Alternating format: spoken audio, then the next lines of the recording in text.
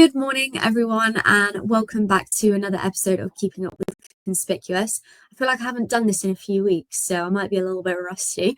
But today we are joined by the lovely Kamil, who is Managing Director at Data Courage.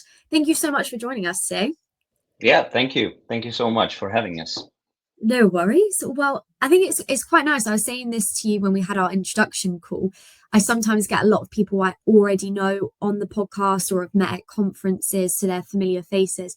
But with yourself, we've never met before. You were recommended to me.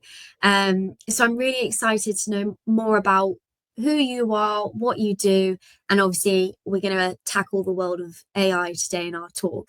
So Kamil, for those that might not know you, and including myself, let's know a little bit more about your background and how you've got to where you are with Data Courage.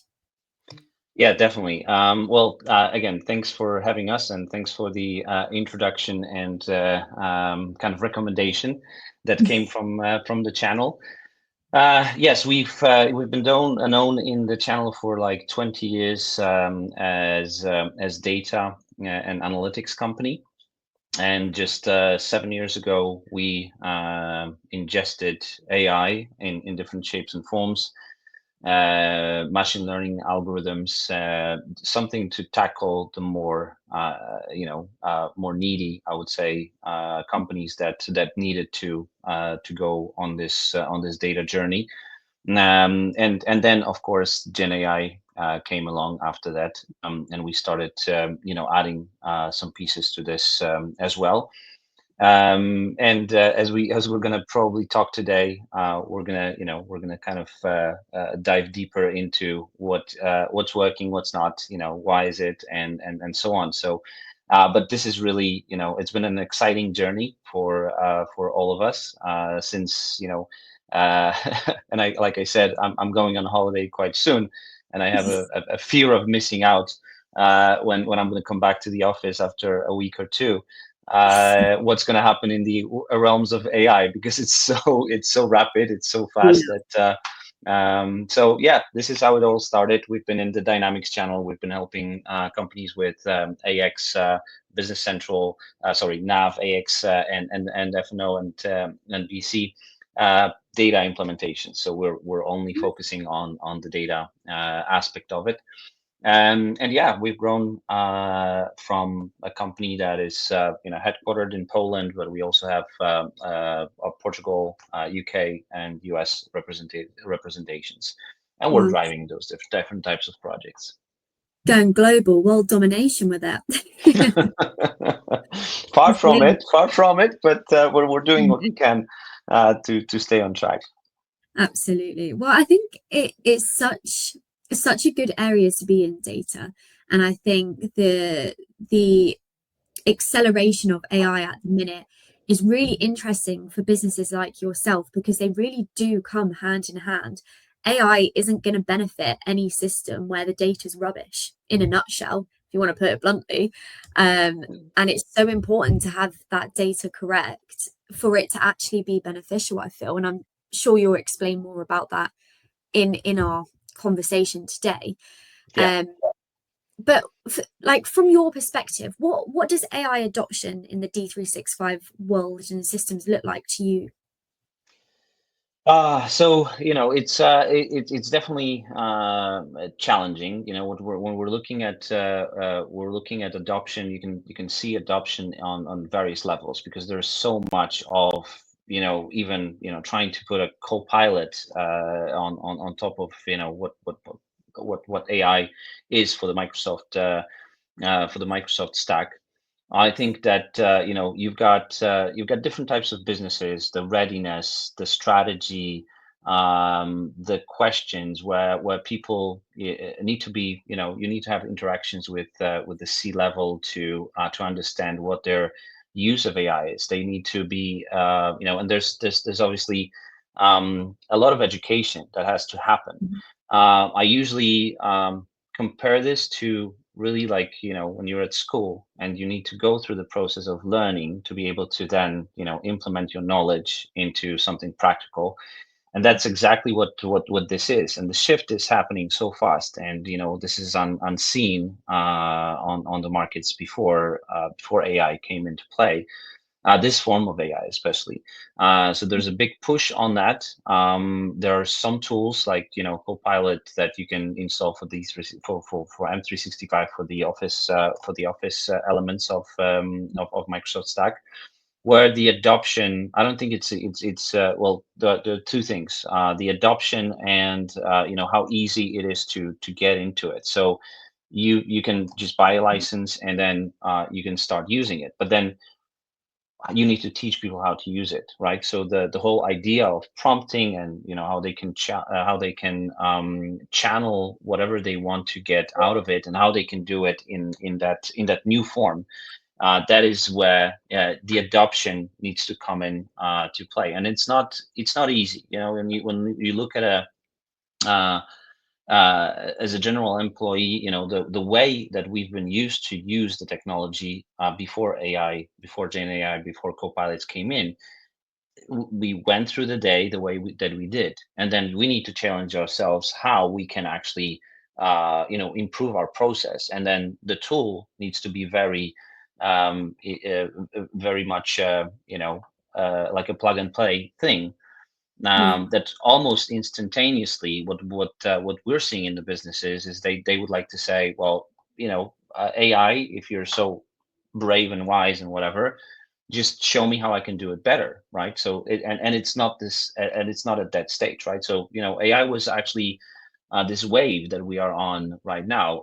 I think the conception of a human behavior is that if AI can actually help me, well, let it help me, right? So I don't have to instruct it or whatever else, right? But the reality is opposite as well, right? So we need to teach AI how we want it to help us in the process, and so this is this kind of uh, um, area of adoption where this can come into play. Um, and we've got different scenarios and different ways that businesses approach us with, or we approach businesses, and we kind of open up this AI kind of a genie that will pop out from the bottle, and we're going to say, well, this is what it can do, and this is where you could possibly use it. Yeah, and there are different ways, right? So from the customer service to looking at numbers in a different way, right? So this is something that we are kind of very much into it, but we can dive deeper into this topic as well. There's really so much of the stack, of the even looking at the Copilot stack, it's huge. Now you've got agents that can help you with tasks as well. And quite frankly, when you have an operating business, when you want to ingest AI into it, you would like this to be pretty much plug and play, where it needs a little bit of adoption. And then there's a lot of people that needs to come into play and design the strategy and design the actions to take place, test it, and then embed AI that is fully working and functional in that specific maybe use case. Yeah, that Yeah. was and of course there's ROI in the end, where you've got something that was taking you 30 minutes or an hour, now it's taking you a few minutes, right? So from in that sense, we're looking at huge gains in the productivity, um, by the number of minutes spent on the process, for example, right? Yeah, absolutely. And I think you've covered a lot from that area. And I think one of the key takeaways from that is people can be a barrier. And that's the hardest thing, I think, for delivery people like yourself to overcome. Because as you said, I think you said at the start, it was 7 years ago AI sort of you started integrating, but We started even from integrating. my even from my perspective, it's probably only the last 2 years Hmm. it's now very well known. And that's when it's caused a bit of an uproar and the division of opinions. Hmm. Um, but it's that user willingness and readiness to actually adopt it that I feel is that big hurdle for people like yourself, because as you said, it is that whole education piece. You've got people, thinking the absolute worst of it, and then you've got that opposite end of the spectrum where everyone's like, this is great, like let me learn, like how can I do more with it?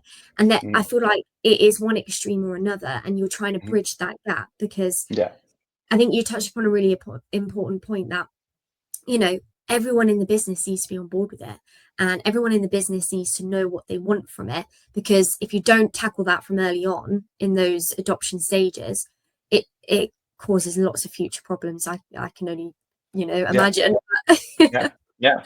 Well, yeah, you touch on two different aspects of it. So, you would almost like to, when you're coming to a company, you would like to give them flags, red and green, and tell me where you are on your journey, because that's the data point. And you're trying to go through this. You're going through a lot of different, demos, presentations, and how you can use the technology, but then you can see that certain people are very much opposed to it. They Yeah. feel that they feel threatened, whereas and I think that Microsoft is doing in the right way, because we're going to have the human in the loop pretty much everywhere and all the time. Yes, there are some processes that will be automated to a certain extent, but you need to have someone overseeing that. So going through one of the aspects where in the dynamic space, where you've got the sales order agents or payables agents, and the new things that are coming in, they're helping with the tedious manual tasks that takes you hours to complete. And when you think, well, this can solve my pain of going through this, it's a great thing, right? Then you have the other people that would just say, well, I don't want any AI in my business, or in my and these are mostly the people. There's a representation of below the budget, right? So you want to like keep the status quo. You want this to run as it is, and then you've got the people that really want to challenge the status quo. They want their business to be better, and they usually say, well, yeah, let's go and let's see where this can be applied, so that I Yeah. can do X, Y, Z. And there's another one, it's not another type of management, where they don't see this opportunity, or they see the opportunity of AI in general, but they didn't dive into it so much, so that they can find the places. And this is where we come in with the Mhm. consultancies, with the consultations, with showing up the different pieces of AI where this can be then applied. And that's the education. Going back to education, businesses, just like a regular child that you have and goes to school, learns something, and then we're trying to provoke now in schools and everywhere else to actually ask questions, right? So because that's what the AI is, right? We're prompting it, we're asking it questions, and then in the business realms, what questions do you ask? What is it that you want to know, right? And why do Yeah. you want to know it, right? There's this concept in it as well. So yeah, three types of people, and we're seeing different types of trying to adopt it, and sometimes people try it out on a specific process, right? So we're in AI, we tried ChatGPT. Now we would like to do this more in a more automated way, where because Copilot is hooked into your business area, right? So all the files and everything else, so it can learn from this, and it give you much better perspective, rather than plugging those files into ChatGPT and then working on it there.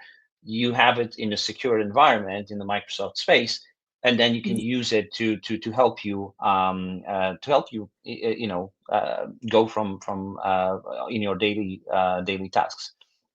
And Excellent. so that is one concept where you have this. There are some really simple tasks where they want to use AI to help them.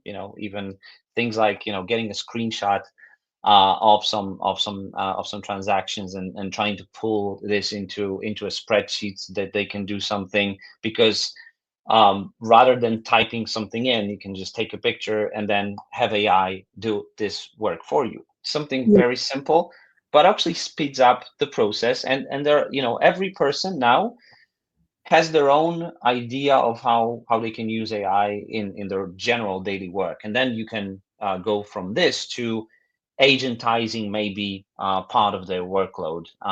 So we're in this era of adoption, and I'm just touching on the SMB space. But of course, if you think of the larger companies, JP Morgan, or the likes of can't remember the name of the company, Klarna, for example, in Sweden.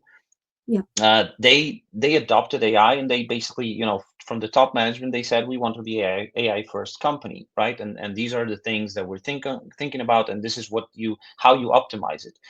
And they had their own idea of how to go about this human kind of being opposed to the changes, right? So they had yeah. their own idea, they executed well on this, and now we can see this concept working. So yeah, a lot of it. Yeah, absolutely. I think people just want to see quick wins, don't they? I think until they actually can see what it can optimize, how it benefits them, and that it does it quickly, I think then Mhm. you've sort of got them on that hook, and they're like, actually, it's not as bad as some people Yeah. make it out to be.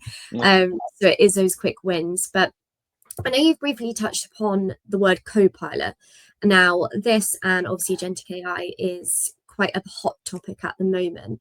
Um, it from your perspective, have you seen sort of any like real world scenarios? It might be worth highlighting a little bit more about what Copilot does, but Mhm. you know, in terms of real life scenarios and examples, how has it actually benefited people? Have you seen any like big case studies where it's really helped?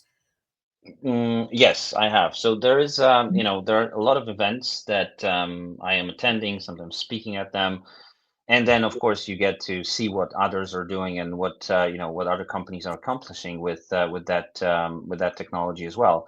So, and there are three scenarios that I can think of right now. So two of them are like ours, and then the other one is from another consultancy company that had a different type of topic, and we've got some as well that we are working on right now that are not yet, I would say. It's not that I cannot talk about it. It's just that it's not been yet put to production, right? Of course, yeah, So starting with one very simple case that we've optimized in one of the companies in Europe is that. Well, sometimes the data integration is a difficult topic. So when you have um, uh, freight forwarders, the companies that are doing the logistics, you have to maintain a sort of integration with these systems so that, for example, very simple scenario actually. You need to know that somebody has actually signed up on the package, and the signature is actually going into your system, so that you don't have to go every time to UPS or DHL or whoever else who was actually doing the delivery for you, and actually bring this information over to the to your system, right? In that case, it was NAV. NAV, as in, they're prior to the update to Business Central. yeah, And the process seems easy, but then you have three people doing this process, because there's so many of those deliveries, and they have to go, and it's a very tedious, and I would say not very good task for a human to develop some new skills. So you see a lot of rotation in this company, where people are quitting after several months, because that's the only thing they do. So yeah, so this is a really good concept, where it's and you see that this is not a place where replacing this with AI would harm anybody, because it is the three people that are doing this. The rotation is very quick, and you've got a lot of turmoil in this whole process, where you have to think about the next day that somebody's going to say, I don't want to do this anymore. I'm going somewhere else, and then you have to replace it with another person. So and to continue the process, right? The process needs to go on. So this is really great adaptation for agentic AI, where you don't see the backlash from the human, right? So you don't see that he's opposing to it. No, he's going to help you to automate these processes. So actually, some of those tedious tasks, I think, is one of the benefits, and where companies adopt pieces of AI, pieces of agentic AI, into this structure. The next one is, from a conference, from a company that did actually something really. I think it's impressive. It's the whole area of when you have thousands, like hundreds of thousands of items of stock keeping units, basically, inside the system, and then you've got your PDFs.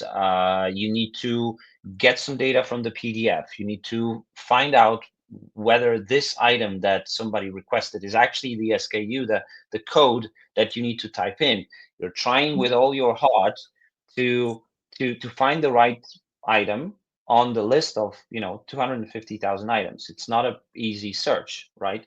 So when you're introducing LLM to it, and you're doing a lot of other crazy and interesting stuff, like indexing, getting some stuff from the PDF into the database, some structured, some unstructured data, and then you're going to plug in your LLM to it, and your teams, for example, and you're going to say to your Copilot chat, so to your Copilot agent, listen, find me those items that match this description.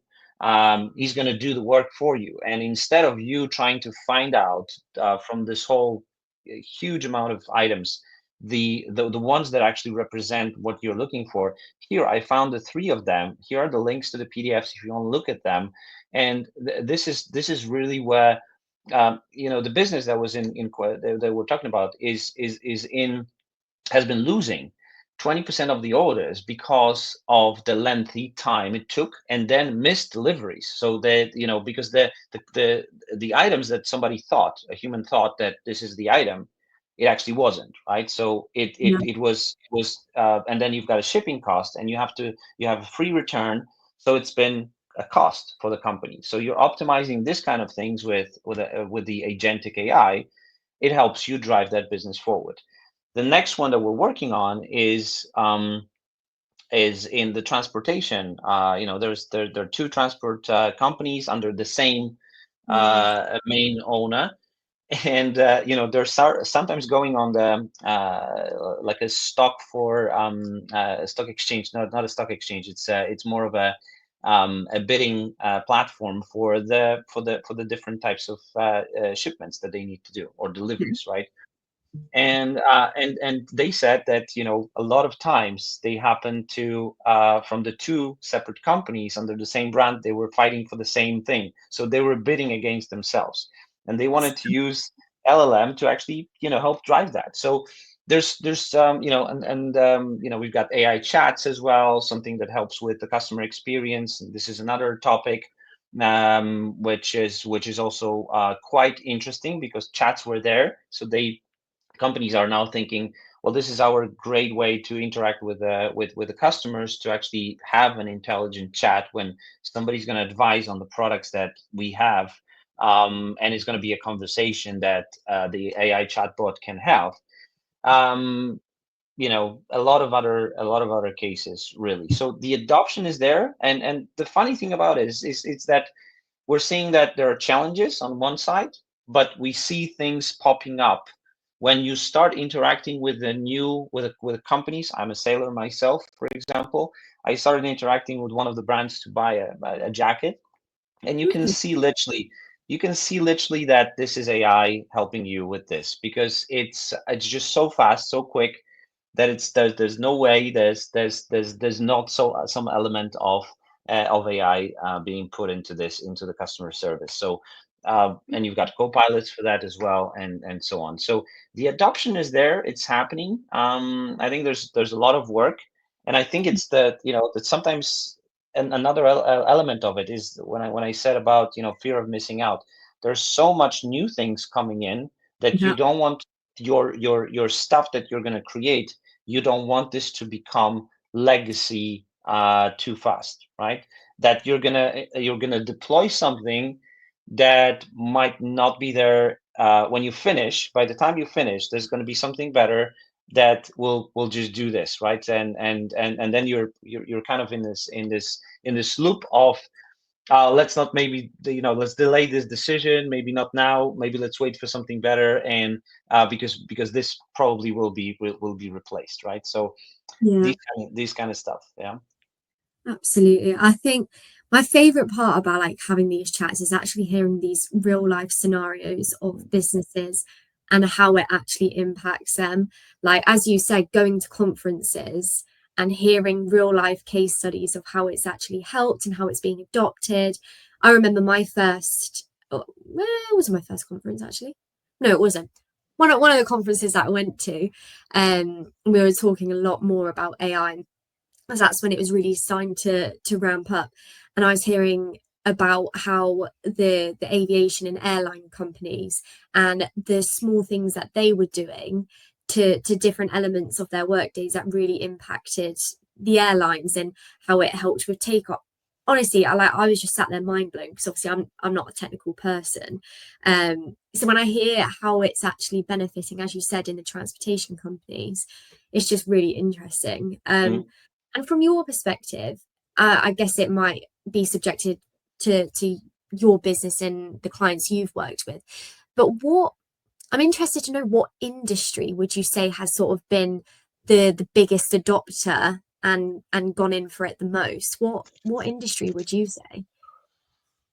From our perspective, I think, retail, e-commerce, but not from the, I would say, Gen AI perspective, but more on the machine learning pieces. So there are these elements of when you train the model to, help you optimize your pricing strategy, help you do something with even, kind of recognizing which stock that you shouldn't be stocking on your shelves, and kind of trying to help you maintain these kind of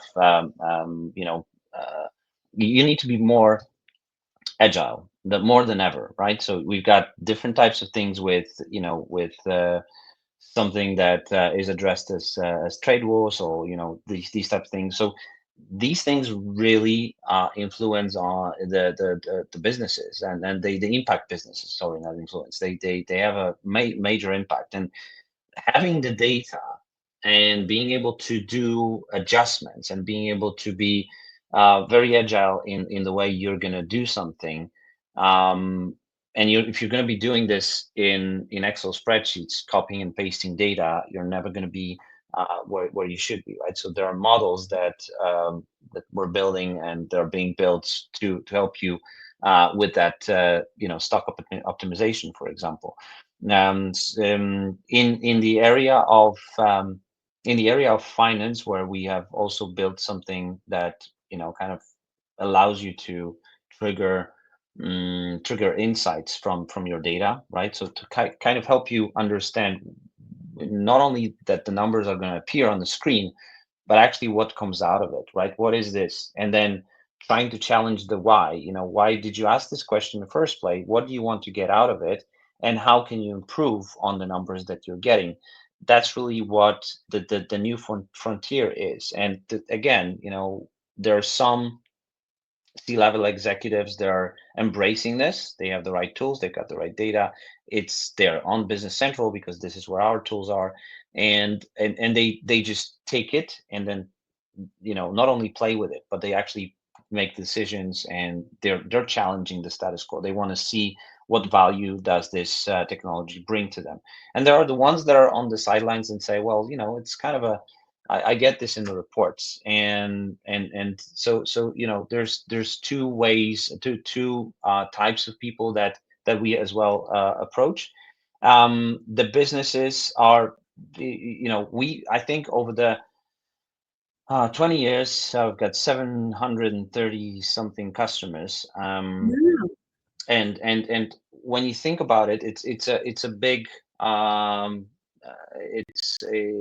it's a variety of businesses, yeah. But what we're seeing this is retail, e-commerce for sure, This is where data has always been important, and how we can improve it, how we can make these decisions faster and better, and what you can learn from this data is really really the key component. There's a lot of case studies that we could talk about for hours Yeah, on different variant applications of it as well.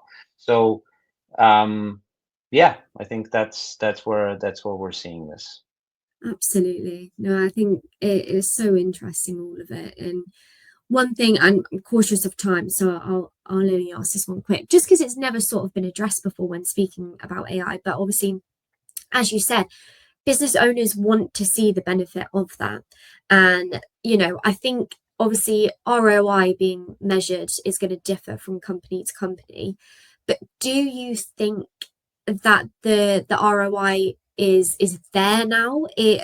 Are we seeing that return of investment at these early stages of adoption, or do you feel like that's going to be something that's going to get better over time, or is it here?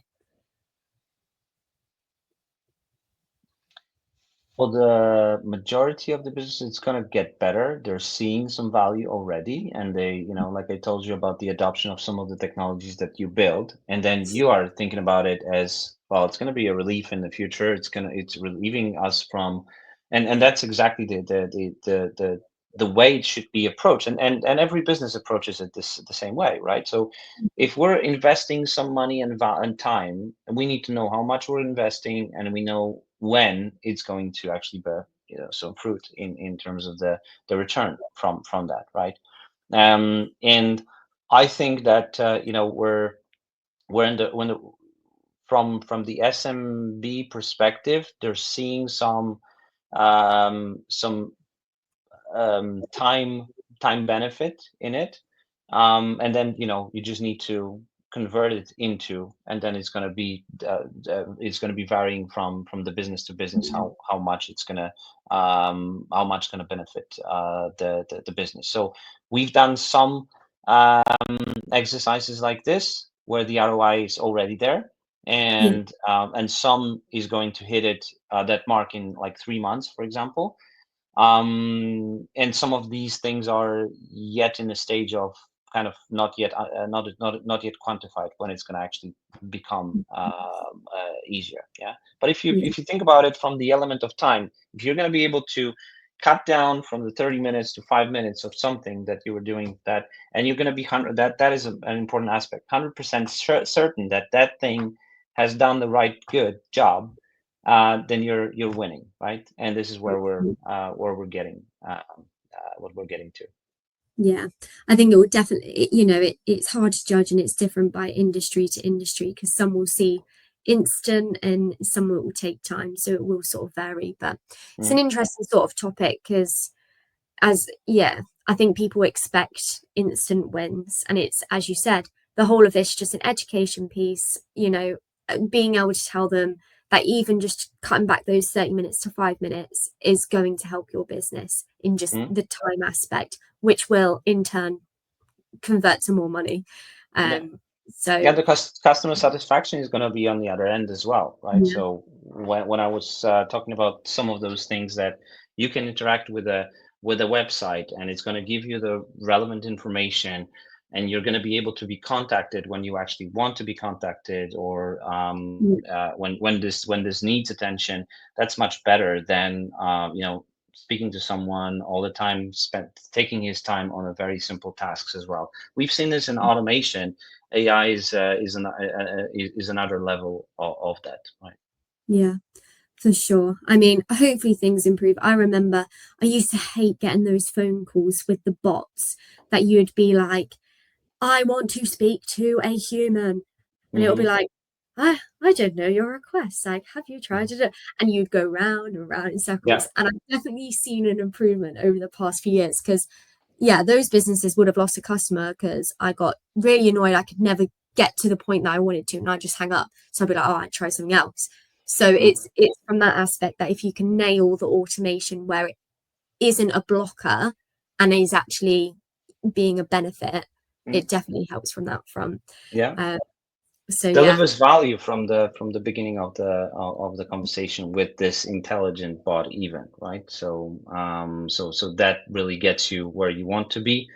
And when it solves your inquiry within a very short period of time, it is something that's gonna, it differentiates these brands from the ones that cannot do that, right? And you're gonna go and use that new service more often because you know what is the level of customer experience that you're getting, and this is the validation of something that of this process being handled correctly. Yeah, absolutely. Well, Camille, I know there's so many areas of this that we could talk about. I know we had a long list of things we could cover, and I think we've covered a lot, but I know Yeah. there's probably still half more we could talk about. But I appreciate we've both got jobs to get back to. We've had a few comments, so Mhm. I'll get Camille if you're happy to sort of go back to them afterwards if there's any that you want to comment back to.